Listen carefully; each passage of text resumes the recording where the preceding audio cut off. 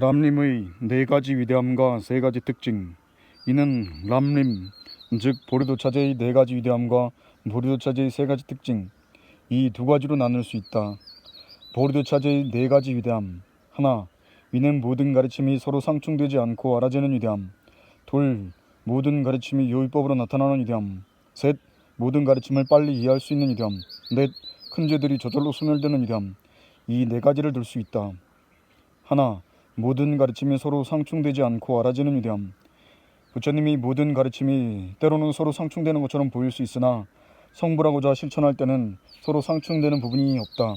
대승이나 소승, 현교나 밀교를 들을 때 특히 상충되는 것처럼 보이지만 원래 수행으로서 그 방편들의 의미를 새겨보면 사람에 따라 다양하게 담은 것일 뿐 실제로 상충되는 점은 없다.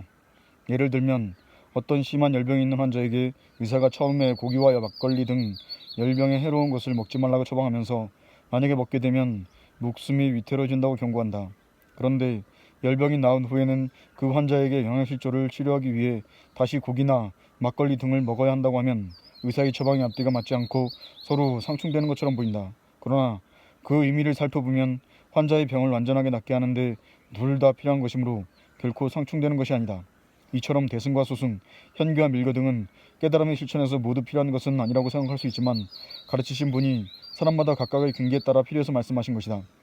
보리도차제의 하세도차제와 중서도차제 안에 있는 소승불교에서 주로 강조하는 무상과 고통 등을 사유하는 방법, 그보다 좀 더 단계를 높인 상사도차제에서 보리심을 일으키는 방법, 육바라밀 닦는 방법 등과 같은 대승불교의 내용과 밀교를 수행할 수 있는 근기를 위해서 금강생에서 말하는 생기차제와 구경차제 등은 한 사람이 깨달음을 위해서 모두를 실천할 때에도 전혀 상충되는 것이 아니다. 보살이 중생을 위해 이타행을 할 때에 중생의 근기에 맞게 가르칠 줄 알아야 하듯이 우리도 부처님이 모든 가르침을 상충됨이 없이 배워야 한다. 그렇게 배우기 위해서는 대승의 길에서 허물을 모두 없애고 일체지를 성취할 필요가 있는데 그처럼 허물 하나하나를 없애고 복덕을 갖추기 위해서는 이러한 가르침들이 모두 방편으로서 도움되지 않는 것이 하나도 없다.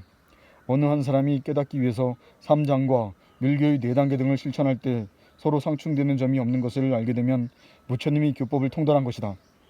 하사도 차제에서는 직접 교율을 지키는 것과 다음 생에 사막도에 떨어지지 않고 좋은 곳에 태어날 수 있음에 대해 설명하고 있다. 그리고 사성제 등의 기본 가르침으로 해탈을 얻게 되는 내용이 중서도 차제 안에 있다. 또 보리심을 일으킴으로써 육바라밀을 닦아 완전한 깨달음을 얻는 것이 상사도 차제 안에 있으므로 이러한 모든 실천이 완전한 깨달음을 얻기 위한 가르침에 상충됨이 없으면 증법을 통달하는 것이다.